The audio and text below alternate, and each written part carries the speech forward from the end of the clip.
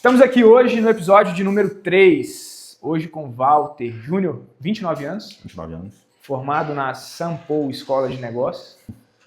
Diretor da Patalu, loja de moda masculina. Dono da Patalux, uma loja de carros. Diretor da Patacom, construtora. Patacom. E já abriu uma holding, cara. Holding. Engicorp. Não puxou minha ficha mesmo. 29 anos. Então o papo de hoje é com o Walter. O cara sabe muito.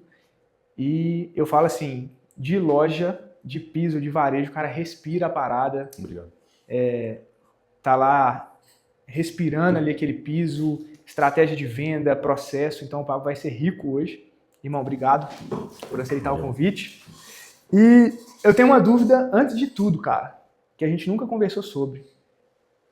Fora negócios, fora business, o que você crê, irmão? Acredito que nós somos corpo, alma e espírito. Para onde que seu espírito aponta? Eu, na vida pessoal mesmo, eu gosto de viajar e conhecer coisas diferentes. Pra ser bem sincero, uma coisa que eu gosto muito é filosofia. Eu ainda até espero um dia fazer uma faculdade por hobby de filosofia. Na vida pessoal, meio que... Eu gosto de videogame também. E, basicamente, os principais gostos, assim, basicamente é isso. Mas eu gosto de empreender, do dia a dia de empresário, essas coisas assim. De ter que criar, né? Ter que solucionar problemas. Eu gosto dessa vibe, né? Vamos dizer. Legal. E tem algo que você crê, maior? Assim, eu falo, tem gente que denomina Deus, tem gente que denomina universo, sol, lua. Então, você crê, assim, que é maior do que a gente? De religião, eu sou um cara que, o gerente lá da loja até, o Vitor, ele até me zoa, que eu sou o cara que tá com o anel do Buda, com o terço de Cristo e com uma guia da Umbanda. Então, tipo assim, eu acredito que todas as religiões, elas têm um caminho para Deus, ou um caminho para conhecimento ou para a verdade, né? Depende de cada um. São caminhos diferentes para uma verdade só, porque você pega os ensinamentos da religião, eles são muito parecidos, mas falando de maneira diferente, né? Igual quando eu aprendi um pouco sobre o budismo, quando eu comecei a aprender um pouco sobre o budismo, eu vi que muitas das coisas que eu já acreditava, que eu já colocava como essência assim, da minha vida, já estava sendo ensinado por Buda. Então, assim, só são maneiras de comunicar, são vários caminhos para uma verdade só. Então, em questão de acreditar, eu acho que eu vou por esse caminho, assim. Show de bola. Quando a gente entra ali na história da sua vida e a gente começa a falar de negócio, que é algo que você vive e respira, hoje qual que você diria que é o propósito que você tem através da empresa? Você tem várias, mas vamos puxar ali um pouco mais para a Patalu, que é o que a gente convive mais, que a gente discute mais. Qual que é o propósito hoje que você vê através da empresa?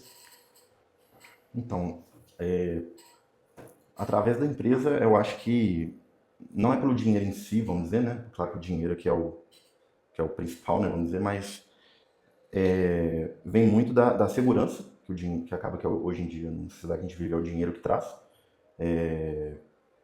E conforto e realização de sonhos pessoais, vamos dizer.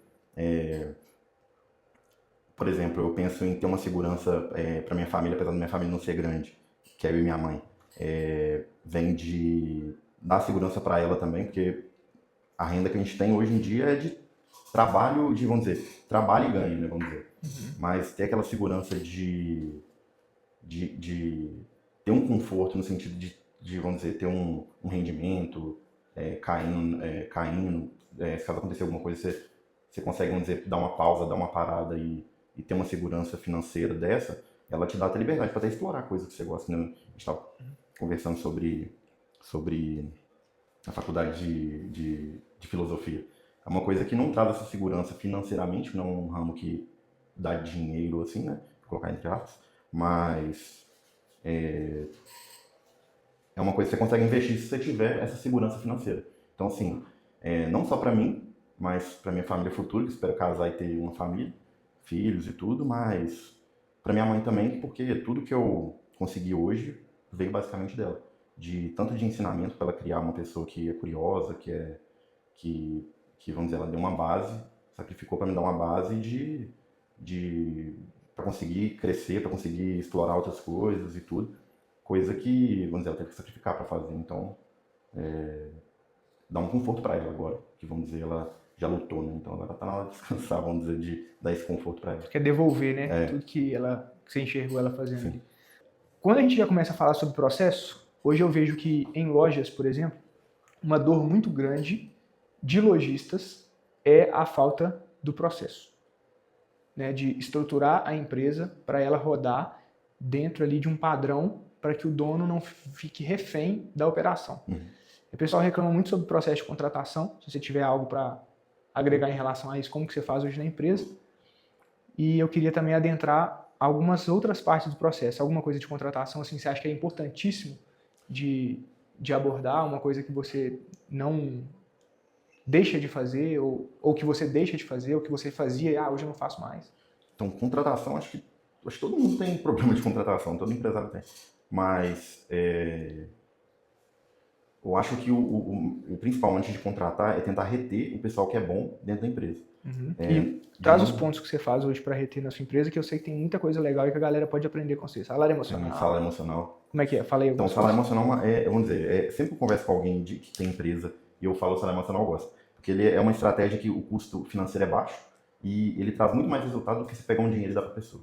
Então, por exemplo, o que é o salário emocional, né? O salário emocional é um valor que o gerente tem para gastar com a equipe dele. A gente coloca R$200 por mês para o gerente gastar com a equipe. Mas a regra é que ele não pode dar o valor. Então, por exemplo, você ganha atinge tal valor e você ganha R$100. Ou você deixa sua sessão organizada durante a semana toda e ganha R$50. Não é o valor. Esse dinheiro ele tem que gastar com experiência.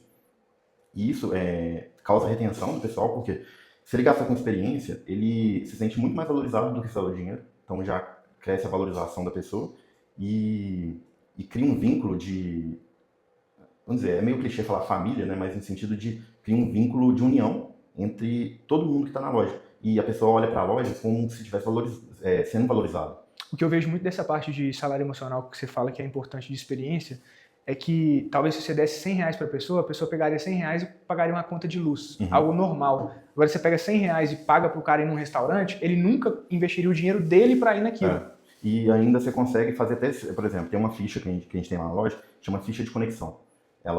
Sempre que a pessoa entra, ela tem que responder, ela tem que sentar com o gerente dela, o líder dela, e responder essas perguntas. Lá tem uma série de perguntas desse tipo, por exemplo, como que ela gosta de ser chamada. Por exemplo, tem gente que tem um nome que não gosta. Ela quer ser chamada pelo apelido. Então ali já tem uma pergunta ali que vai para esse lado de conexão mesmo com o colaborador e de retenção. Assim, é uma construção, retenção, mas é um detalhe também da retenção. Outro detalhe lá também outra pergunta, como que ela se sente valorizada? Lá, ele sentando e fazendo essa pergunta, ela já vai saber. Eu gosto de ser elogiado, eu gosto de receber presente, eu gosto disso, daquilo. Então o próprio líder, com esse questionário, com essa ficha de conexão, ele consegue saber como lidar com aquela pessoa, né? Então, por exemplo, se ele falou que se sente valorizado com um presente, você chegar com um bombom desse aqui e dar para um trabalho simples que ela fez, deixou a sessão organizada, ou não teve erro no caixa, ou teve uma venda que você viu que ela se esforçou muito para conseguir. E o sentido do salário emocional é muito mais que só focar na meta financeira, ela tem que ser alguma coisa comportamental, é até melhor. Porque se ela organizou a sessão dela e deixou a sessão organizada a semana inteira, é um benefício que você chegar lá com um chocolate para ela, ela vai ficar... Ela vai fazer aquilo ali por mais 2, 3 semanas, porque o chocolate já valeu as próximas. E quanto que custa um bombom desse aqui? R$2. Entendeu? Então, tipo assim, é um valor muito baixo. Se chegar com R$2 para ela vai te chutar os R$2. Mas se chegar com um bombom, aí já é outra coisa. E ainda mais, por exemplo, lá na ficha, isso aí a gente fez um curso quase que junto, né? Acelerador. Sim. Muito bom. Você já consegue entender, por exemplo, ele vai dar o chocolate, inclusive, qual chocolate a pessoa gosta? Sim, lá tem também. É a pergunta de... você sabe essa ficha. Como que qual que é o chocolate que ela gosta, e tem também lá, uma coisa que eu adicionei, foi sobre a playlist. Lá tem uma pergunta de qual música que ela gosta, qual que é a música preferida dela. E a música preferida dela a gente pega e adiciona na playlist. Então, tá tocando lá na loja e acaba tocando a música dela. É claro que tem que ter uns filtros aí, né? Mas ela tá lá na loja trabalhando e toca a música preferida dela. Legal. Então são esses detalhezinhos que vai causando retenção, porque a pessoa realmente... Porque a geração de hoje em dia, ela não que ela não liga para dinheiro, mas só que a geração de hoje em dia, até porque a gente a maioria dos nossos funcionários é mais jovem, ela liga para se sentir bem no trabalho, para a saúde mental, para esse conforto da empresa. E não custa nada também para a empresa criar esse ambiente mais saudável. Então, assim, cada um tem seu jeito de ser líder e tudo, mas dá para criar esse ambiente saudável. Porque a gente passa mais tempo no trabalho do que fazendo alguma coisa assim, pessoalmente, que a pessoa gosta. Então, por que não trazer uma leveza, uma coisa mais saudável pro dia a dia? Porque aquele negócio, uma pessoa que está trabalhando ali, ela está infeliz, além dela não produzir, aquilo ali é cansativo para todo mundo, porque essa energia vai passando para todo mundo. Sim. Então cria um ambiente muito tóxico, que nem você entra no ambiente e a pessoa estava brigando lá dentro, você pode não pode ter vestígio nenhum de briga, mas você vai ver que Você sabe que tá esquisito. tá esquisito alguma coisa. Então esse ambiente, é bom trazer esse ambiente. E a pessoa vai olhando para a empresa, querendo fazer ela funcionar, querendo fazer ela virar, querendo fazer ela crescer. Ela se sente incluída também no... tem até uma coisa que a gente nem conversou sobre isso, eu estava pensando nisso ontem. Eu estava querendo fazer eu estou pensando ainda, eu estava querendo fazer pelo Google Forms como se fosse um canal de escuta da equipe. E lá a pessoa consegue fazer tudo quanto é tipo de coisa sem se identificar. Então lá ela escreve um texto de reclamação, de denúncia, de qualquer coisa que ela achar que a empresa deve fazer, e só eu vou ter acesso nessas respostas, e se ela não quiser colocar um nome, ela não coloca. E é uma coisa simples também para eu coletar esse feedback, porque muitas vezes não chega até a gente. Né? A gente é, vamos dizer, o último a saber. Né? Então, eu acho que esse canal, estava até pensando nas perguntas que vai ter nesse canal. Último a saber e o primeiro a sofrer. Porque tá acontecendo há 6 meses e só perdendo cliente. E depois a gente só vai saber depois que o faturamento caiu, depois que não tem como reverter. Sim. Então, bom, isso é uma coisa que eu vou aplicar lá. E vamos dizer, o que você acha disso? Perfeito. Ouvidoria tem que ter. Aqui tem uma, depois eu vou te mostrar lá embaixo. Ali o nosso aqui, da empresa aqui no caso, é física. Fazem física, aí escreve num papelzinho e tem tipo uma caixa. E joga lá dentro. E joga lá dentro. Entendi. Na caixa. Só que aí na caixa, como você... Aqui, tipo, na empresa aqui são 300 e poucos colaboradores, então talvez a pessoa escreve e ninguém sabe a letra. Talvez lá na sua é tão comum da pessoa escrever que vai ficar facilmente identificável. Talvez no Google Forms é melhor. E pouco escalável também, né? Quando você tiver 2, 3, 10, 20 lojas. E também tem a questão de ter... pelo link, ninguém nem sabe quem que foi lá. Quem que acessou, porque, por exemplo, dependendo do tamanho da equipe, se você tá com um papel lá, as pessoas vão ver se tá com um papel lá. Então vai falar, aí já tá denunciando alguma coisa. Aí todo mundo, aí gera uma... Será que é de mim? Falou alguma coisa? Será que fui eu que fiz aquilo que eu falei? Aí começa, né? Aí vai... Todo aquele ambiente que a gente estava falando aqui vai por água abaixo. Perfeito. Então, você olha mais para processos de retenção do que hoje processos em si de contratação. Porque a contratação, como que eu faço, né? Vamos dizer, todo mundo tem problema com contratação, né? E eu acho que todo mundo não tem uma solução simples para isso. Então, o que eu faço? Eu busco pela Catu, que é um site de busca de currículos, né?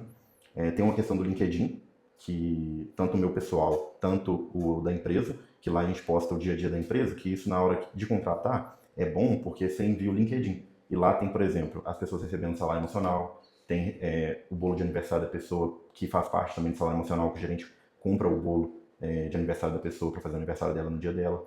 Ela tem o day off de aniversário, que a gente coloca lá também. Então tudo isso, por exemplo, quando o gerente pega o salário emocional e junta todo mundo para ir na pizzaria, posta a foto lá também. Então, quando a pessoa vai entrar, ela já entra no LinkedIn, olha tudo isso e fala, pô, eu quero trabalhar nessa empresa, uma empresa legal. Então, assim, mandar esse link para a pessoa que você está contratando é bom, porque lá a pessoa vai ver o interno da empresa. E pela Catu, vamos dizer, o básico também de colocar a placa na porta. E indicação, né, que é o melhor, vamos dizer. Alguém indicar alguém. Tanto é que os 2 gerentes que estão na loja lá, eles são de indicação. Que foi de... Quando eu costumo contribuir com essa parte de contratação, eu costumo dizer o seguinte, um grande erro que as pessoas cometem é só contratar quando está precisando. Então, por exemplo, eu costumo fazer muito essa pergunta, quando é que se contrata um vendedor? Por exemplo, hoje você tem alguma vaga de vendedor? Vendedor não. Agora não. Mas se eu te falasse agora, Walter, estou disponível, irmão. Cansei da minha empresa, estou a fim de vender um pouquinho. Teria vaga lá para mim? Então, sentar e negociar, tem que ter uma... Eu entro em 2 coisas. Uma que por exemplo, a gente tinha muito problema lá na loja, porque a gente não tinha caixa. E o caixa, quem fazia o caixa, vamos dizer, era o gerente e a equipe lá na hora que precisasse. E aí o que a gente pensou? Uma estrutura até para conseguir um vendedor. Porque, por exemplo, fazer um vendedor bom dentro da loja é mais difícil. Então, para conseguir, com essa mentalidade de tentar escalar, o que a gente pensou? Se eu tiver um caixa que quer virar vendedor, quando o vendedor faltar, eu tenho um caixa que já sabe tudo da empresa para colocar no lugar e conseguir um caixa muito mais fácil Sim. do que um vendedor. Você já está preparando a pessoa ali. Então, assim, tem essa questão de colocar esse caixa para tentar sempre, e tem que ser um caixa que você vê que tem um futuro para ser vendedor, e desde o começo tem que deixar claro que vamos dizer, a promessa, entre aspas, A expectativa é essa. porque ele já tem que meio que se comportar. Você tem que ver no caixa um bom vendedor, na hora ali que ele está interagindo com o cliente, como que ele fala, as coisas que ele faz. Então, para suprir esse problema de vendedor, a gente fez isso. Colocou um caixa, e o caixa tem que querer ser vendedor, e automaticamente, faltou um vendedor, o caixa assume. Aí, vamos dizer, o principal, que é o que atrapalha o faturamento, né, tá resolvido, que é o vendedor. Aí, a gente corre atrás de outro caixa, que é um pouco mais fácil. Esqueci o que a gente estava falando antes. A gente está falando da questão da quantidade de vezes no ano que se contrata. Ah, tá. E o giro lá, que nem eu falei, o giro é muito baixo no sentido de se comparar com outros locais. Muito. É porque você preocupa em reter. Você aceita um café? Não? Tranquilo, pertinho. E é sem açúcar. Acho que sem açúcar eu vou querer. Sem? Sem açúcar eu vou querer. Tá achando que é? Pessoal, aqui não é fitness, não. Eu até pensei, cara, em colocar um suquinho aqui do lado. E café, eu gosto mais de café. Eu sempre que eu vou nesses supermercados de rico, eu sempre vou lá na área de café, que tem sempre café diferente. Café bom. Tem muito café diferente. Ó, Esse- Verde Mar. Verde Mar. Esse café aqui é patrocínio da Facility. Tá patrocinando aí nosso episódio. Patrocinando nosso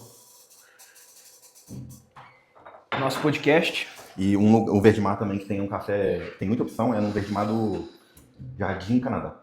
Aquele supermercado que tem no Jardim Canadá. Lá tem muito café diferente. Sempre que eu passo por lá, eu compro esse café. Cafezinho é bom, né? A gente tá tomando um cafezinho lá em casa também agora de grão gourmet. Sim. É diferente. Aí você né? mora em casa mesmo. A gente acaba não moendo, mas pega o gourmet já moído. Ah, tá. O que eu tava falando é sobre... Por exemplo, eu vejo que muitas empresas, quando vão precisar de contratar alguém, elas recorrem a um banco de dados de outra empresa de RH, certo? Sim, contrata por fora, não terceirizado. Exato. Só que a minha visão de contratação, inclusive quando alguém me leva para dentro de uma empresa para fazer esse processo, ensinar uma pessoa um processo de contratação, o primeiro ponto que eu falo que precisa mudar na empresa é a própria empresa ter um banco de currículos. Porque às vezes, por exemplo, você não está precisando de vendedor hoje, mas se você o ano inteiro tem o seu banco de currículo aberto e se você tem vaga para vendedor, na hora que você precisar de um vendedor, pode ser que o cara que te entregou o currículo ele já esteja trabalhando. Só que ele ficou 2, 3 meses na empresa que ele está e ele não curtiu a cultura. Então ele está disposto a sair de lá para ir para a sua. Sim, e quando ele vê a cultura que você está falando nesse ambiente, que não é saudável, muitas vezes, mesmo se o salário for um pouco menor, ele prefere. Ele vai. Porque ele não está aguentando mais aquilo. Exato. Então, esse é o ponto que eu falo que as pessoas pecam muito. Elas contratam muito pouco. O que eu quero dizer de contratar muito pouco não é pôr pessoa para dentro, mas faz muitos poucos processos ao longo do ano e na hora que vai contratar, acredita que contratar é trabalhoso. Só que, na verdade, você imagina, vou fazer uma analogia aqui, você vai fazer um supino. Fazer supino aí com 100 quilos é fácil ou é difícil? Difícil. Para quem malha pouco. Mas para quem vai na academia com constância, o cara vai conseguir fazer. Ou seja, a constância da contratação, por mais que não esteja contratando. Então, sempre ter vaga aberta. Sim, e também outra coisa que eu fazia também é também, vamos dizer, é aquele negócio, quem é bom mesmo está trabalhando, né? Sim. Então, vamos dizer, pegar um talento de outra empresa a gente só sugeriu uma proposta melhor, vamos dizer assim. Sim. Então, assim, ter esse contato com outras pessoas dentro que já está trabalhando e criar essa relação, no sentido de você mandar um Reels para a pessoa, fazer tipo um marketing mesmo, de seguir a pessoa no LinkedIn, por exemplo, ou no Instagram, porque a pessoa começa a acompanhar o seu livro e cria essa relação que você está falando. Então, ela vai começando a ver, aí manda uma mensagem, responde um stories, aquele negócio todo, e quando precisa, você consegue mandar mensagem para ela, e quando ela precisa, ela vai recorrer ao seu. Exatamente. Eu gosto muito dessa ideia. Justamente por esse ponto. A pessoa que quer trabalhar com você, diferente de você querer contratar uma pessoa e querer convencer uma pessoa de que sua empresa é boa. Sim. E isso valoriza muito. Mesmo eu vendo que a pessoa talvez você vê que ela não foi o melhor na entrevista, não tem um conhecimento técnico melhor. Mas só o fato dela ter, você vê que o jeito que ela fala e tudo, ela tem essa vontade de trabalhar na loja, por causa dessa construção que eu estava falando, é muito melhor do que você contratar uma pessoa 100% técnica, porque é aquele negócio, a pessoa quase ninguém é mandado embora por técnica. A pessoa é mandada embora por comportamento. Sim. Então, esse comportamento dela querer trabalhar lá já mudou totalmente a mentalidade dela para fazer o negócio acontecer. É isso. O técnico ensina, né? O comportamento é mais difícil. É. Quando você olha para a questão ali de processo, hoje vocês têm 2 unidades, o que você viu que era um processo que precisava estar redondo para você sair de uma unidade e ir para a segunda? Então, principalmente a equipe, você ter, porque nesse caso você precisa ter um líder dentro da loja, porque você não vai estar, você não consegue filmar as duas, então principalmente é um líder, você tem que ter um líder em cada loja, uma pessoa que você confie que vai conseguir resolver os problemas quando precisa. E antes disso, você estruturar processos dentro da loja para a tomada de decisão ser mínima. Então, o caixa ele está 100% certo no sentido de entrada de estoque, saída de estoque, controle de comissão, esse tipo de coisa. Você ter, por exemplo, um jeito de treinamento. Por exemplo, tem a questão do livro, né?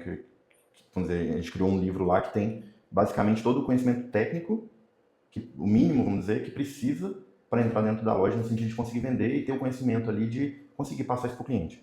Então, ter uma ficha de treinamento nesse sentido, porque tem um livro e tem um checklist do treinamento. Então, as pessoas estudam o livro e dão o check lá no checklist de treinamento. Então, quando ela dá o checklist em tudo, automaticamente ela está 100% no livro. Então, ela já tem um conhecimento técnico. Ter, por exemplo, lá, sempre que a pessoa entra, a gente manda um PDF como se fosse as 10 regras centrais da loja, mas essas 10 regras centrais, ela está mais voltada em comportamento do que em técnica, porque técnica ela vai conseguir com o tempo, não é um PDF que vai fazer a técnica. Sim. Mas o comportamento ali ela já entra já sabendo o que ela tem que fazer. Por exemplo, uma coisa que eu falo muito na loja em questão de vendas, eu acho que é o que mais acontece em vendas aí, por exemplo, em lugares que não tem assim, vamos dizer, alguém cobrando, né? Por exemplo, loja de shopping que o vendedor fica sozinho, aí fica um pouco mais largado e tudo. Você vai em qualquer tipo de loja, você chega lá, o vendedor fica do seu lado, te olhando, olhar uma peça. Ele não conversa com você, ele não te mostra a peça. Parece que tá olhando, parece que tá junto com você comprando, né? Sim, e isso aí gera uma pressão do cliente, aí fala, não, obrigado, e vai embora. Porque o vendedor ali parado olhando pra ele se sente incomodado mesmo. Sim, coagido, né? Porque, tipo assim, o cara tá esperando eu tomar uma coisa, tá esperando eu tomar a decisão de comprar, mas eu só tô olhando. Então, assim, se ele chegasse no sentido de conversar, mostrar a peça e tudo, ou sair até da venda, você como vendedor sabe, mas sair até da venda e conversar, e lá na loja a gente fala muita palavra sem compromisso, né? Sem compromisso e mostrar a peça e tudo, principalmente cliente de vitrine, né, que muitas vezes as pessoas têm uma barreira, né, de querer abordar o cliente de vitrine, e aquela palavra sem compromisso, chamar para tomar um café, quebra a pessoa no sentido dela entrar, né, todos, mas vendas é desse jeito, né, Sim. Você vai tentando, a conversão vai só aumentando, se a técnica for boa. Então, esqueci o que a gente estava falando. O processo, a gente estava falando sobre o processo de sair de uma e ir para duas lojas. É sobre treinamento nesse sentido e estruturar processo para tomar a decisão ficar menor, vamos dizer. E para quem está ouvindo, estruturar processos para tomada de decisão ficar menor. Quais são as tomadas de decisão que precisam ser menor e eu entendo menor também como funcionar sem que seja você o tomador de decisão da loja, é isso. O líder conseguir tomar a decisão dentro de um escopo que você desenhou, é isso? Sim. Então, quais seriam esses pontos primordiais assim que você criou o processo para poder conseguir sair de uma e deixar na mão do líder? Então, por exemplo, quando você é uma empresa menor, ela não tem muita tecnologia, não tem estoque cadastrado, não tem controle de cliente, não tem tarefas do dia a dia já definidas, porque o dono está ali. Ele sabe o que tem que fazer. Aí ele vai mandando, vai falando, já define ali o que tem que fazer no dia e por aí vai. Então, aí entra numa série de coisas. Quando você, por exemplo, quando a gente estava menor e a gente estava nessa fase de tudo estar centralizado no dono, eu fui começando até a anotar. Eu tenho um bloco de notas que eu ia anotando. Um detalhezinho, aqui tá bagunçado. Mas aí vem, tipo assim, você não vai simplesmente falar para a pessoa arrumar. A mentalidade é tipo assim, o que eu posso fazer para a prateleira ficar arrumada sem eu precisar mandar? Então, aí vem essa pergunta. Aí cada um, vamos dizer, vai chegar numa solução. Aí é dividir por setor, aí é proibir ir embora sem a sessão sem bater sessão, né, que é deixar tudo organizado. Aí é uns processos simples que vai mudando, porque cada minuto que você vai gastando a menos, sobra mais tempo para você investir na gestão mesmo. Então você sai do operacional e vai para estratégia, para definir processos. Aí quando você está na estratégia mesmo, aí o jeito que você organiza o processo, você já pensa em escala, porque se você conseguiu fazer certinho aqui e você não está no operacional o tempo todo, você consegue replicar. Porque se você está no operacional o tempo todo, só se for 2. E mesmo você fazer um clone, o clone ainda vai querer ter seu próprio CPF, sua própria empresa, porque você tem a mentalidade disso. Então, mesmo se tiver um clone, ele vai montar a marca dele. Sim. Então, e são coisas simples, por exemplo, uma coisa que você vê muito em empresa bem menor mesmo, que é o quê? É desconto. Por exemplo, você chega numa empresa, a empresa bem menor mesmo, e o vendedor não tem regras de desconto. Então, o que ele faz? Chama o dono. Aí o dono está fazendo uma coisa lá super importante, ele tem que parar tudo para olhar um desconto, alguma coisa. Sendo que ele podia fazer um processo simplesinho e falar aqui, ó, a tabela é essa aqui. No Pix é tanto, no crédito é tanto. E acabou. Não e precisa aí, me chamar. E outra coisa, dá ferramentas também para o vendedor atuar dentro disso. Porque não é só entregar para ele e esperar que ele saiba do que você sabe. Então, tipo assim, se o desconto do Pix é até 7%, então já deixa claro para ele que não ofereça 7%. Porque você não vai conseguir aumentar mais e você não pode me chamar. Então você oferece 5%, então você tem mais 2% de margem para conversar com o cliente. Então, não só entregar, treinar e dar ferramentas. Porque nem nesse livro aí mesmo, nas últimas páginas lá, na época que, vamos dizer, a gente participava mais do operacional no sentido de vender, de ficar no caixa, vamos dizer, na época já teve Natal lá de eu ficar eu e mais um vendedor. Era caixa, vendas e era Natal. Natal na loja é o dia que mais vende, então era 2 pessoas para fazer isso tudo e, vamos dizer... E a loja tem movimento lá, sua loja é... porque a gente ganha no volume, né, vamos dizer. Então, imagina a confusão que era nessa época. Fazer caixa, fazer parte também do que o diretor tem que fazer, que é preocupar com marketing, compra, esse tipo de coisa, e ainda estar no operacional fazendo as coisas tudo. Então, criar esse processo simples, aí você vai só escalando até chegar nas coisas mais difíceis. Que aí já começa a ir planejamento tributário, aí começa a ir em marketing, porque não é um marketing simples mais, você já tem que ir para outro nível de marketing e por aí vai. Mas começar do simples mesmo, no sentido de por exemplo, esse é questão do desconto, que é uma coisa simples, mas que você vê muito nas lojas pequenas. Depois, por exemplo, sobre organização, criar regrinhas e estipular elas ali, vamos dizer. E aquele negócio, não adianta nada fazer um PDF bonitinho lá e entregar para a pessoa, e esperar que ela faça e largar, e depois todo mundo esquece do PDF. Ninguém sabe de nada. Mas é realmente fazer um PDF inicialmente, mas não é só entregar e faça. Vamos dizer, até iniciar com a pessoa mesmo. Igual, por exemplo, quando você... eu sou muito como a equipe é muito jovem, eu não gosto muito de mandar assim, diretamente para a pessoa, dependendo do que for. Porque é aquele negócio, a geração mais nova quer um ambiente mais saudável. Então, na vez de você mandar a pessoa direto, o que você faz? Você só começa a arrumar as coisas. Aí a pessoa entra na onda com você e começa a arrumar as coisas também. Aí depois você consegue sair para resolver outras coisas. Então você acaba fazendo a situação para as coisas acontecer sem depender de você. Então, isso é um comportamento de processo, né? Mas só que, vamos dizer, se você conseguir estruturar isso certinho dessa forma, aí você vai conseguir replicar. Porque, tipo assim, tem gente que fala que é o olho do dono que engorda o gado. Mas eu penso assim, eu acho que não é bem assim não, porque as empresas lá da Bolsa de Valores que vale bilhões, o dono não está lá vendendo. Então, vamos dizer, não foi o olho do dono que engordou o gado. Então, assim, eu acho que foi processo. Foi o processo que ele criou, regra que ele criou, que a empresa muitas vezes antiga foi até anotando as falhas que foi tendo, até conseguir corrigir todas e ficar lacradinho.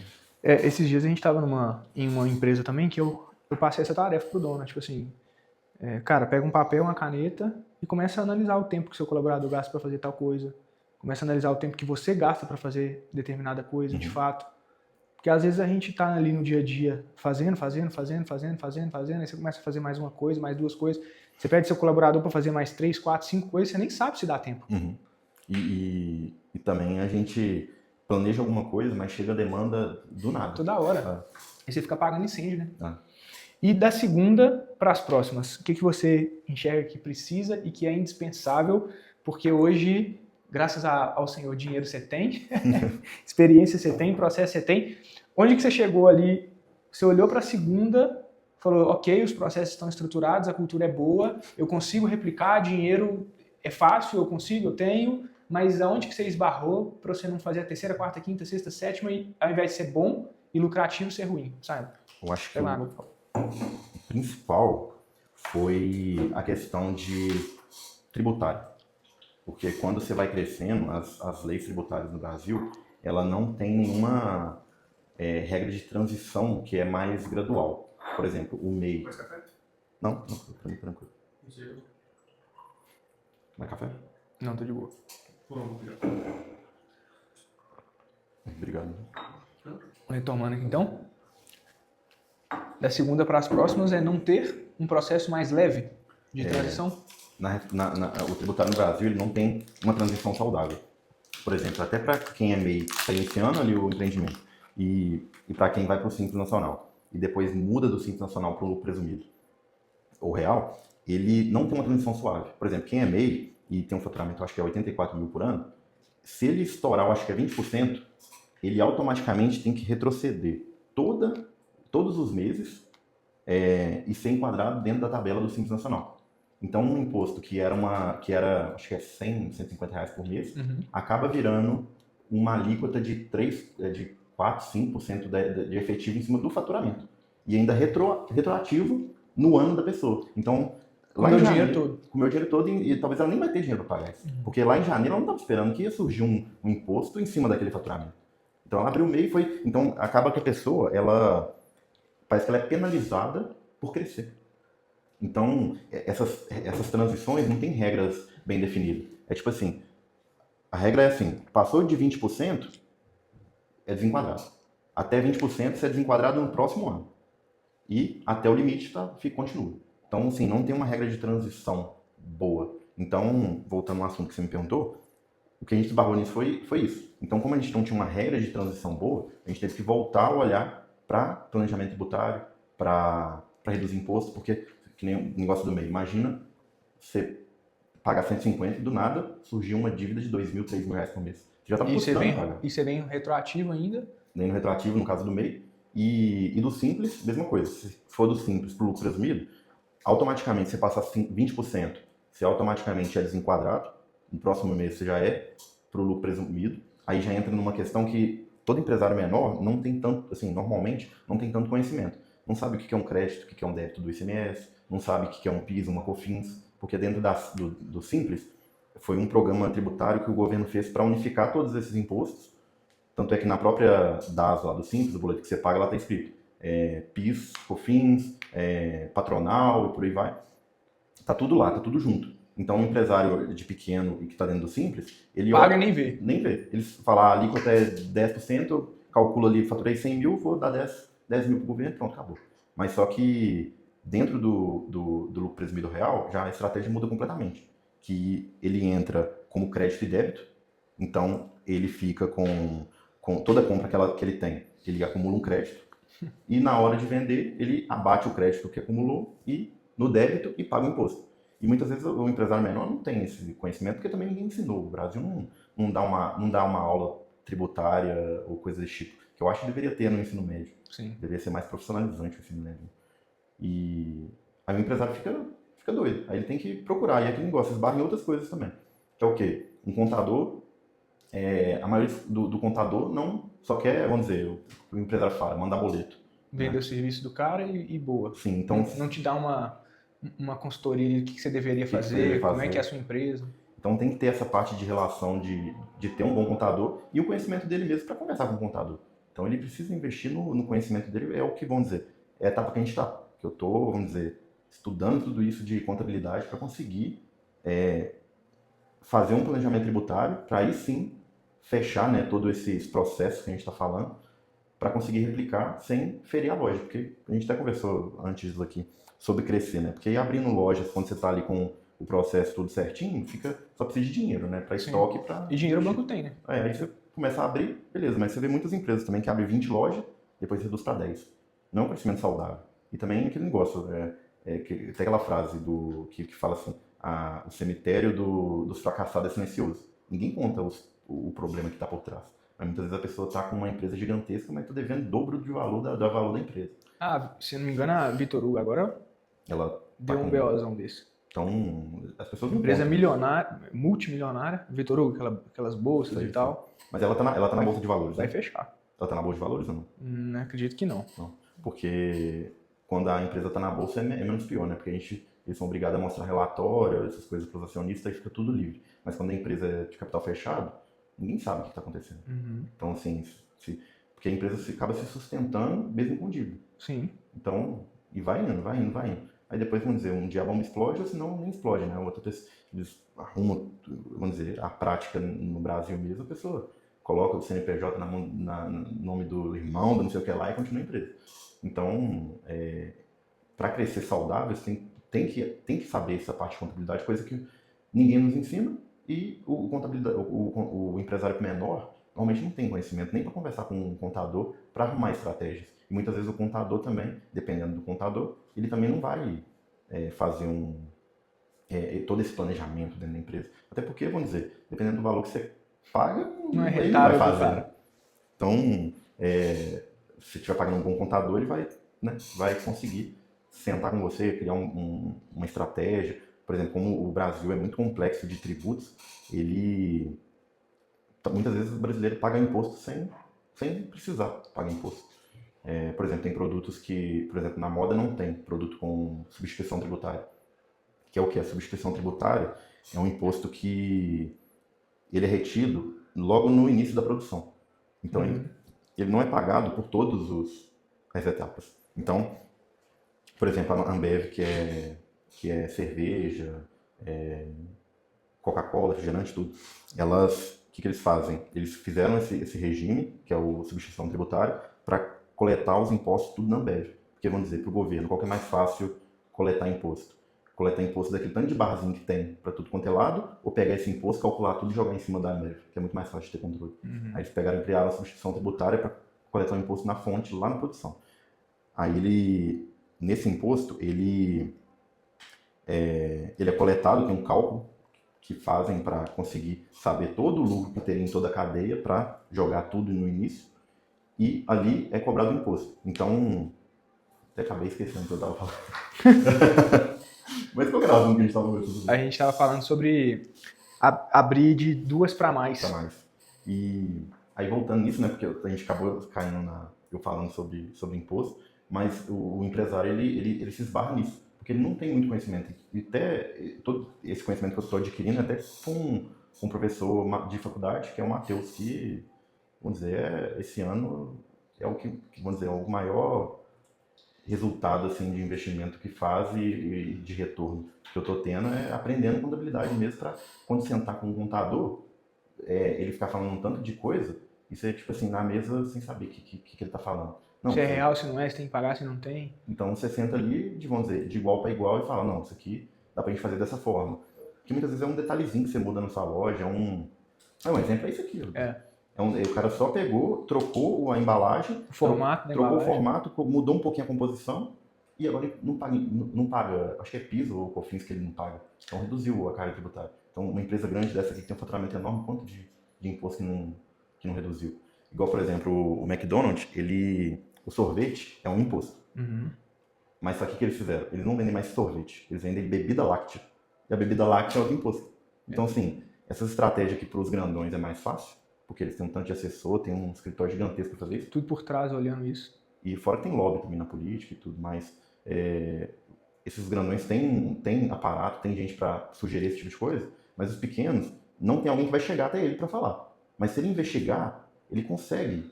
E hoje em dia também tem, por exemplo, inteligência artificial, o chat GPT, o Cláudio, o cara consegue, tipo assim, tô com a empresa X, como é que eu faço? E isso entra lá no processo que a gente estava conversando lá atrás, que era o quê?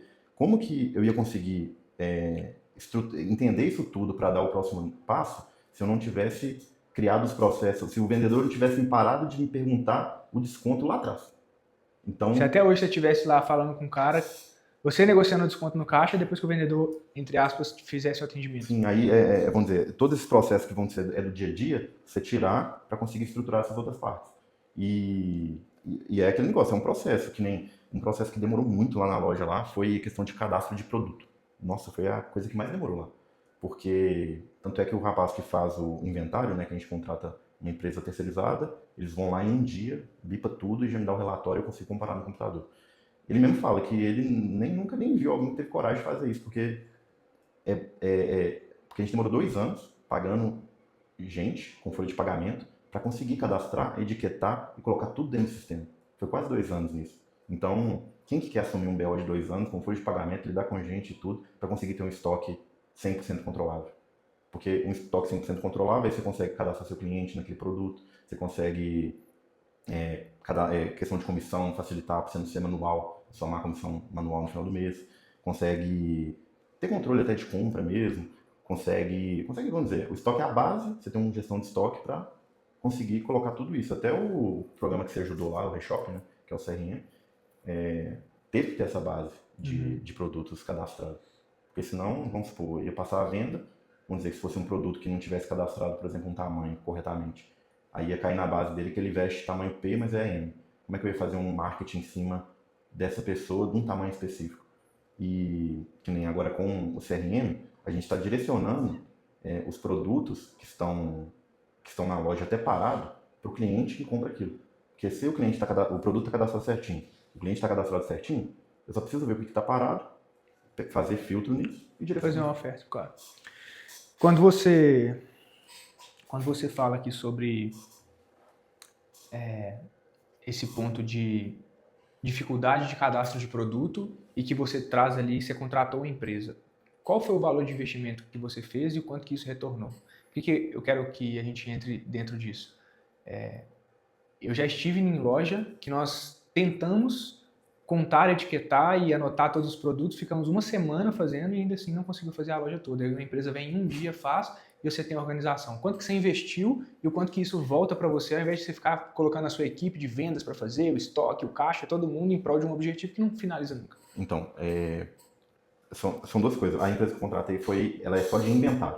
É uma empresa que mexe só com isso. Ele vem com uma equipe, ele te cobra um valor que é por número de estoque que você tem, número de produtos. Ele te cobra um valor e ele vem com uma equipe de 10 pessoas. Na hora que o horário a loja está fechada, num domingo ou numa noite, ele faz até de madrugada no shopping, por exemplo. Ele vem e faz o inventário completo. Qual que é a estrutura dele para ele fazer isso? Ele pede para todo mundo colocar a etiqueta para fora e para facilitar, bipar. E cada pessoa, ele divide a loja toda em setor. Então, por exemplo, essa prateleira aqui é o setor A, essa outra é o setor B, numera a etiqueta, a loja inteira. E coloca nome. Aí, qual que é o processo?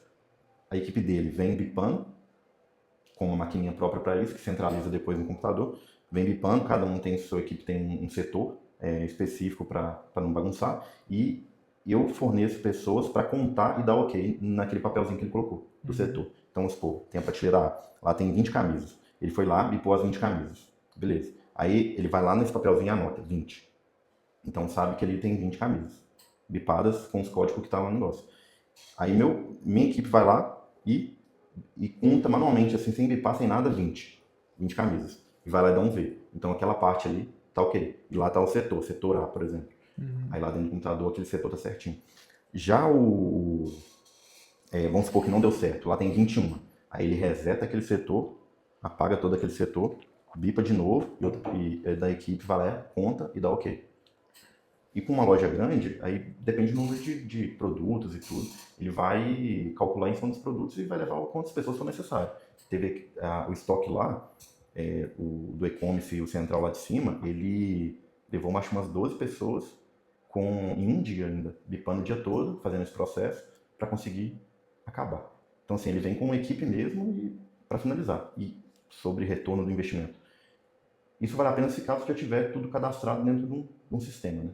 Então, se já tiver controle do sistema, você consegue fazer isso, contrata a empresa para você saber que aquilo ali está ali mesmo, por exemplo, para evitar roubo, para evitar produto que está no estoque, mas não existe. Então, vamos supor que tem 1000 produtos. Ele faz isso em um dia, no final do dia você já consegue upar a planilha e saber, não, esse produto aqui está faltando, esse produto aqui está faltando, esse outro está faltando, ou esse aqui está a mais. Então, você consegue ver esse tipo de coisa. Mas isso ainda, vamos dizer, você tem que ter o estoque cadastrado. E sobre essa parte de cadastrar o estoque, veio muito de investimento no sentido de longo prazo, porque para cadastrar que demora, né? Para fazer esse inventário, você contrata essa empresa, ela realiza lá em um dia, você consegue ter controle. E para cadastrar que demorou. Porque vamos supor, quando a gente chegou lá na loja e viu o produto, não tinha, vamos dizer, não tinha nada cadastrado, não tinha basicamente nada de cadastro, não tinha etiqueta, não tinha nada. Então entra em questão de produto com preço, não saber, aí tem que perguntar para o dono, aí entra naquele negócio de ter que perguntar para o dono. Processo. E isso que demorou, foi 2 anos pagando duas pessoas que a gente colocou, quase 2 anos, para literalmente o único serviço dela era o quê? Pegar o produto, olhar as especificações dele e colocar dentro do sistema. Descrição, etiqueta, tag, só etiquetar e colocar dentro do sistema aquele produto. Basicamente era só isso. Aí depois que você passar por todo esse processo, aí sim você contrata essa outra empresa e ela vem, limpa tudo e vai te dar, ó, tal código tem tanto, tal código tem tanto. Aí já entra naquela questão de você ter um processo bem definido, porque, por exemplo, vamos supor, você não está na loja o tempo todo, você tem que ter controle de tudo, né? E esses inventários, até a história que o pessoal lá, esse rapaz que a gente contrata lá para fazer o inventário, ele fala que pega muito roubo e consegue descobrir o roubo até só pelo que está faltando. Porque, por exemplo, vamos supor, chegou um terno lá, chegou 20 camisas P, M, G e GG. 20 de cada. Pô, sumiu 5 de cada tamanho certinho. Então, tipo assim, isso foi um roubo interno. Uhum. Então, isso é um roubo interno, claramente, 5 de cada. Né? E se for uma só ou outra, você consegue metrificar também se está acontecendo alguma coisa De cliente. de cliente está roubando. Então, assim, você consegue ter essas, vamos dizer, uma proteção do patrimônio da loja. De ano em ano você faz e consegue ter controle disso. Tem empresa que faz toda semana. Que nem a Zara, você já viu aquelas etiquetazinhas que tem tipo um lacrezinho dentro dela? Aquilo lá é o sonho de controle de estoque. Porque você passa uma barra assim, na prateleira, e a barra já comunica. Conta tudo sem... Já conta tudo. Mas aquilo lá não é barato, né? Custa R$2, R$3 cada etiquetinha dela, fora o equipamento que você precisa para fazer isso. Então, vamos supor, dependendo do seu produto, colocar R$2, R$3 em cima do produto. É porque eles escalaram muito, então os caras vendem muito. O cara tem 10 mil produtos, o cara tem 3 lojas com 10 mil produtos, é 30 mil só de etiqueta, fora os produtos que ainda vai chegar, que vai ter que comprar. Aí acaba que... Mas fica negócio, cada um vai para uma estratégia, né? Dependendo da margem, dependendo do... Muito bom. Sobre ter processo de vendas e pós-venda, o que você tem hoje ali na sua empresa e, na sua visão, é um acelerador necessário para todas as empresas? Então, isso aí entra até no processo lá que a gente estava conversando, do dono estar dentro da empresa e ver a pessoa ociosa, né? Não está fazendo, não dizer nada, esperando o cliente entrar. E acaba que, se o dono estiver ali, ele pede para arrumar um trem, pede para fazer alguma coisa, chamar um cliente, vai arrumando serviço para a pessoa. E quando você tem um processo de pós-venda, isso se acaba com o ocioso da pessoa. Então, todo o valor que você está investindo na pessoa, ele está trazendo algum resultado em um momento. Então, entra também dentro desse processo de tentar escalar, fechar tudo para tentar escalar. Porque se eu tô lá, vamos dizer, eu vou arrumar um jeito de fazer. Mas se eu não tô Dele lá... fazer alguma coisa. Mas se eu não tô lá, ele vai ficar 100% esperando lá o cliente e deixar a loja organizada. Aí tira esse ocioso da pessoa, no sentido de ser produtivo e ainda trazer cliente para a loja, que é o objetivo, tanto da loja quanto do vendedor querer vender. E, assim, o vendedor ficar ali na ponta com a cabeça sem fazer nada é a pior coisa que tem. E hoje o que você tem na sua empresa de processo de venda e de pós-venda? O que você tem hoje? A gente tem Você investe? O Reshop, né, que é aquele programa que você ajudou a gente a fazer a trilha do cliente, dos contatos, o dia certo, que é um programa que ele conecta junto com a frente do caixa, né, que é o ERP, junto com os produtos, junto com o cadastro do cliente, os produtos que ele comprou. E ali ele consegue ter como se fosse uma agenda, né? Ele tem uma trilha do pós-venda do cliente, que é 7 dias depois o vendedor tem que mandar uma mensagem que já está pré-definida. 27 dias depois, 30 dias depois, e vai recebendo contatos até chegar até 2 anos recebendo contato. E dentro disso cada vendedor tem seu telefone, para não ter problema de cliente bolando com o outro, aquela briga de telefone na loja. Até falar que cada vendedor tem seu telefone. Fala aí pro pessoal, porque quando você fala que cada vendedor tem um telefone, às vezes eles acham que é o telefone pessoal Não, deles. Isso é uma briga em toda empresa que eu vou. Não. Fala qual que é o modelo do telefone que você coloca e fala qual que é, além do modelo do telefone, o telefone individual, de que, aonde que o telefone fica depois que a galera para de trabalhar. Fala aí. Então, o telefone fica na loja, o telefone é da loja, tem o WhatsApp do cliente, do vendedor, com a foto do vendedor, e o telefone é um iPhone, né? Mas, vamos dizer, tem até um canal de comprar iPhone mais barato, que é o quê? Na iPlace, ela tem uma aba lá, que ela fica escondidinha lá, mas tá escrito lá seminovos. Mas só que ela é da própria iPlace. Então tem garantia, tem revisão, tem tudo como se fosse novo, mas só que custa R$1.000 mais barato. Aí, vamos dizer, eu comprei por lá para ficar mais barato, mas é um iPhone, porque o iPhone ele centraliza muitas informações. Por exemplo, a foto da galeria fica tudo sincronizado com os telefones de todo mundo. Então, se eu tirei uma foto aqui da xícara e vou vender a xícara, já tem a foto lá. Só uma pessoa tirou, então já reduziu o tempo de todo mundo de ter que tirar foto. O bloco de notas com texto pronto, mesma coisa. Sem falar que o iPhone, querendo ou não... A câmera melhor para promover o produto. Fora os benefícios do próprio iPhone. Sim. E basicamente é isso, tem uma agenda e o bom do aplicativo é isso, que ele entra naquele negócio de tomada de decisão fácil. Que literalmente lá tem 7 dias, 23 dias, tipo assim, a tomada de decisão da pessoa de ter que pensar na ideia, ter que solucionar o problema, não, ela já tem, vamos dizer, é simples, é clicar, entrar em contato, já tem a regra do que tem que fazer e é simplesmente fazer. Fica mais operacional do que ter que inventar coisa, ter que pensar. Do que estratégico.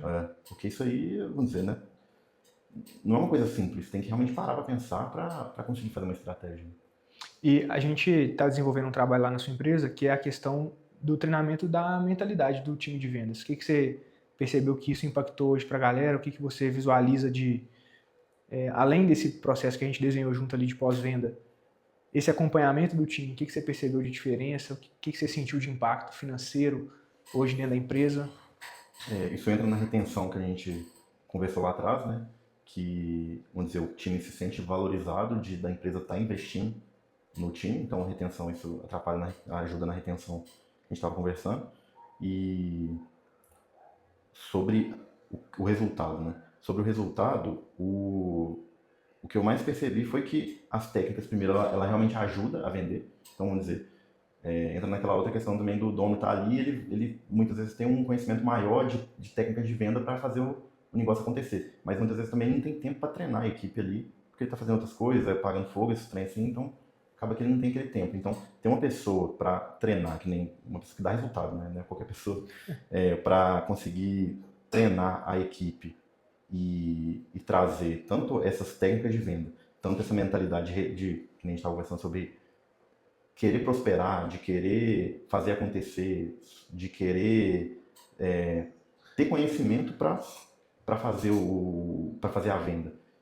Isso é um processo, né, com 3 aulas que vai dar resultado, mas isso muda o ambiente da loja. Porque o ambiente, até as conversas do dia a dia, por exemplo, vamos supor que sem treinamento tá ali fofocando no final de semana, com o treinamento tá falando ali, não, você viu o que o João falou lá, não sei o que lá. Então fica aquele ambiente de performance. De negócio, de conversar sobre, vamos testar essa estratégia, você viu, eu fiz aqui, deu certo. Sim, então gera esse ambiente de performance com o tempo, coisa que sem ter isso não aconteceria, entendeu? Sem ter o treinamento de você lá, não ia ter isso, vamos dizer. Só se realmente tivesse alguém fazendo. E tem que fazer bem também para dar resultado. Show. Gestão de estoque. Comprar no olho ou através do que o sistema indica? Então, é o que a gente estava até conversando aqui antes, né? Que isso eu acho que, mesmo no sistema, é muito complicado de conseguir fazer se não tiver um processo ainda.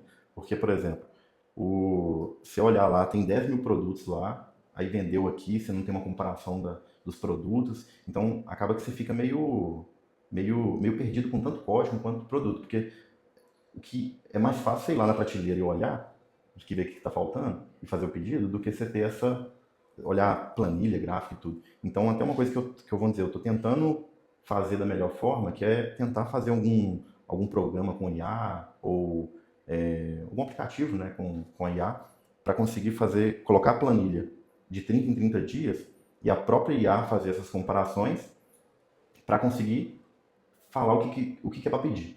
Por exemplo, vamos supor, chegou um produto hoje e eu upei a planilha. daqui 30 dias eu upei essa planilha. E essa planilha, o que ela tem que ter? Ela tem que ter código, quantidade e o dia que esse produto chegou. Porque, por exemplo, se eu precisar de uma reposição rápida, se eu upar essa planilha na IA de 30 em 30 dias, automaticamente, se em 30 dias ela acabou e eu ligar para o meu fornecedor, ele ainda tem um produto. Então eu consigo repor de forma rápida. E consigo ter o controle de forma rápida. Então, se eu upar de 30 em 30 dias e tiver esses dados, o dia que chegou, qual produto que eu consigo fazer esse tipo de coisa. Então, até uma coisa que eu estou criando Para escalar. Para escalar. Porque com 2 lojas fica um pouco mais fácil no sentido de olhar a prateleira, a gente conversar com o vendedor, conversar com o gerente, para ver o que está faltando. Mas com mais lojas, como que vai fazer isso? Né? Como que vai conseguir ter esse controle, ter esse tanto de código? Para 2 lojas olhando o código já é difícil. Então, vamos dizer, criar um processo, pensar de uma forma, criar o processo para reduzir tempo e ir para a próxima. Que é aquele negócio, a gente estava conversando lá do começo, lá do desconto. Aí só vai indo, vai próximo nível, próximo nível, próximo nível. E vai subindo os degraus para conseguir ir desenvolvendo e crescendo. Então, para você, o principal é um cruzamento de base para a pessoa também não ficar só olhando o sistema e código. O próprio sistema que você está criando, no caso, ele já vai te indicar, por exemplo, o que pedir. Por exemplo, t-shirt tal, azul, tamanho P. Porque quando você upar a planilha, a gente vai upar todos os dados dela, que o próprio sistema vai gerar. Então você clica em gerar planilha e upa para dentro do programa. Upou para dentro do programa, automaticamente em 30 em 30 dias você tem que upar de novo. Aí você vai lá, pega a planilha e upa. Aí o próprio programa vai analisar, comparar as 2 planilhas e falar assim, ó, esse produto chegou faz 15 dias e ele já vendeu 20%, por exemplo. Se vendeu 20% em 30 dias, então tá tendo uma saída boa. Então, já fica ranqueado. Aí tem que criar uma série de regras de comparação dessas 2 planilhas para falar qual produto que tem que realmente comprar. Sim. Porque tem que ter essas regras de comparação, né? Porque, vamos dizer, não é só comparar, esse produto acabou e não, então tem que comprar. Não, porque muitas vezes aquele produto está ali, a data de compra que faz diferença. E o produto está ali faz 10 meses e só tinha 10 peças. Então... Tá bom que ele acabou. Graças a Deus. Entendeu? Então, assim, tem que ter upando esses dados e fazer as regras de comparação para ranquear esses produtos para fazer pedido. Então, os produtos, vamos supor que chegou e já saiu, tem que criar uma regra, assim, uma porcentagem, vamos supor já saiu 10% em 15 dias do tanto que comprou, então pode fazer um pedido de um pouquinho mais, porque se ele já saiu aqui, se ele continuar nessa frequência, continua. E aquele negócio, o processo ele tem que ir aperfeiçoando com o tempo, porque muitas vezes você coloca a regra de 10%, mas automaticamente você compra e dá errado. Aí você, calma aí, então não é 10% que eu vou colocar 20%, vou colocar 30%. Então automaticamente tem que ir dando uma olhada de vez em quando no processo. Fazer e corrige. O que você faz hoje que você demorou para aprender ou para entender que de fato é indispensável na empresa? Nossa, é indispensável? Demorei para aprender que você tem que buscar solução fora da prática do dia a dia. Porque, vamos supor, desses 10 anos que eu estou no comércio, eu só realmente comecei a buscar essas informações fora nos últimos 6 anos, por exemplo. Então, eu me considero que eu demorei porque foram 4 anos que foi vamos dizer, na bateção de cabeça, né, resolvendo problema, só solucionando. Então, esses 4 anos, se eu tivesse aprendido isso já, talvez eu estaria 4 anos na frente, né? Vamos dizer, eu teria aproveitado 4 anos. Você fala, por exemplo, às vezes buscar a solução em outro mercado que você consegue levar para o seu, é isso? Ou não? Não buscar conhecimento próprio mesmo, no sentido de que, por exemplo, muitas vezes a gente acha que sabe alguma coisa e vai quebrando a cabeça daquele jeito. E a gente ir lá e muitas vezes que nem um acelerador que você fez, não é um preço barato. Você tem até um bloqueio no sentido de falar, pô, vou pagar esse preço por causa de 3, 4, 5 dias.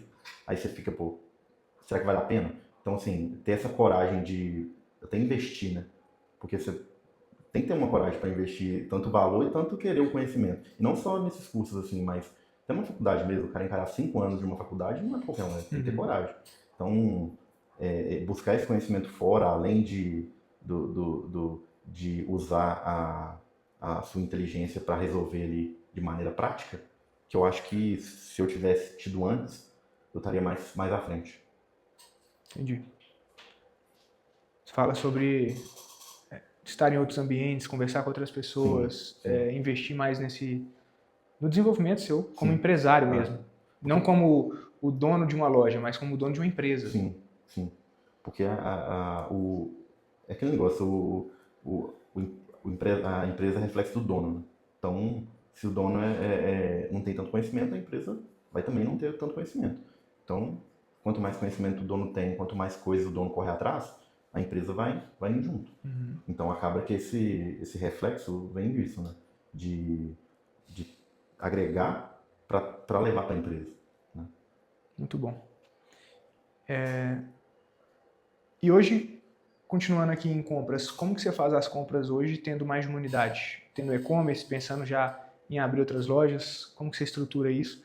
Você está desenvolvendo ali o aplicativo, porque você já viu que é um problema também, uma dor. Como que você faz hoje que outras pessoas já poderiam pegar o que você faz e aplicar na loja delas? Então, hoje, uma coisa que toda empresa, assim, até os contadores falam muito, que estoque não é investimento, né? Que você tem que ter aquele estoque dentro de uma margem muito, muito acirrada, vamos dizer.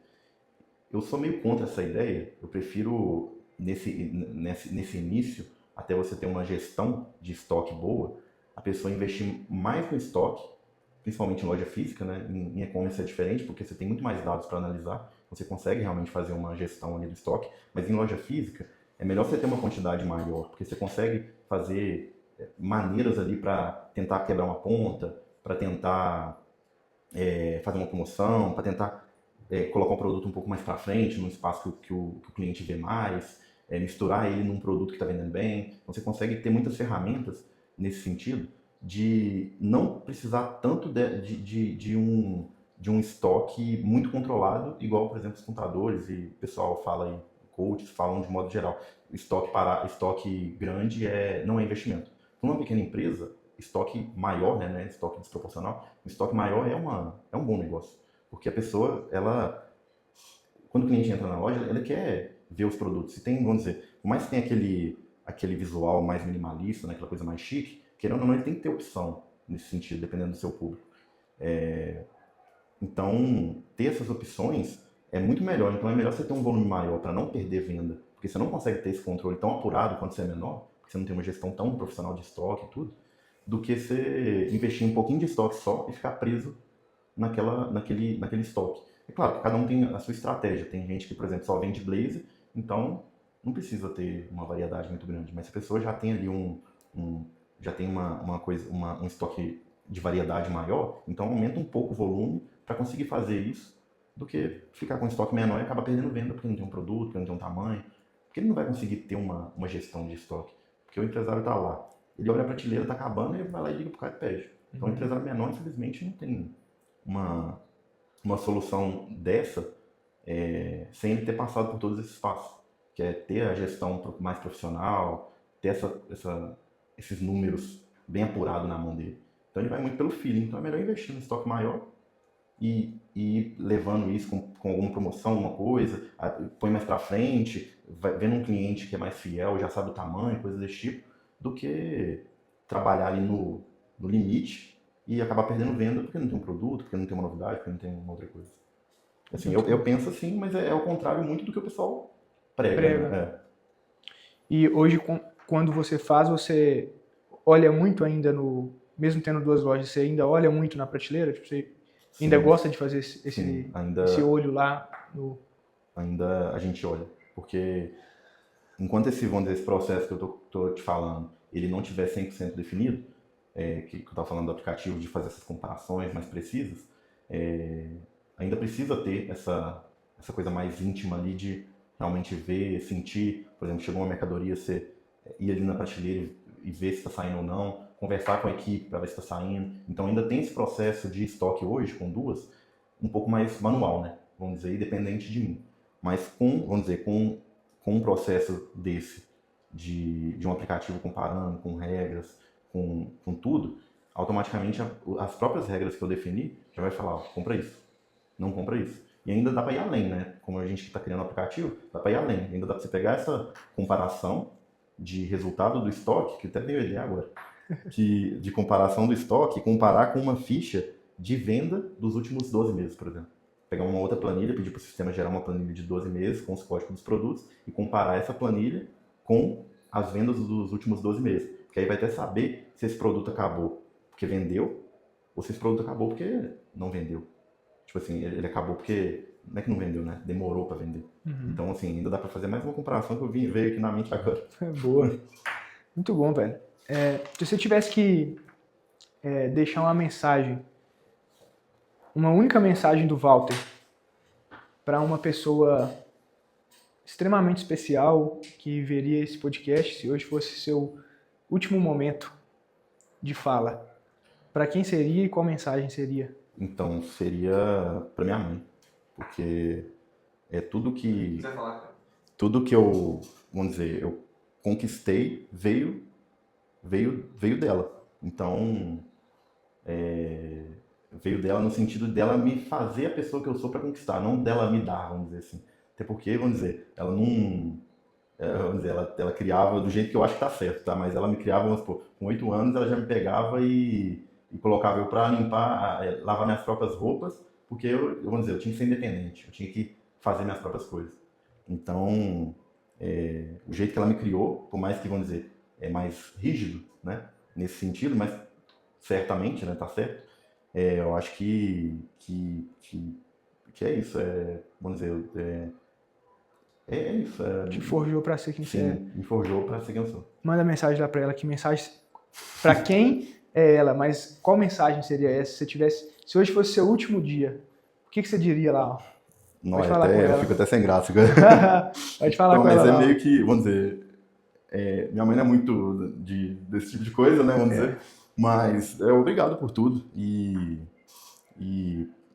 basicamente obrigado por ser a pessoa que vamos dizer, foi uma mãe solteira que criou o filho com todas as dificuldades e eu espero poder retribuir, né, enquanto você estiver viva, vamos dizer. E ser orgulho, né, de ser uma pessoa que ela admire. Ela foi muito, vamos dizer, ser admirado por uma pessoa forte é bom, né?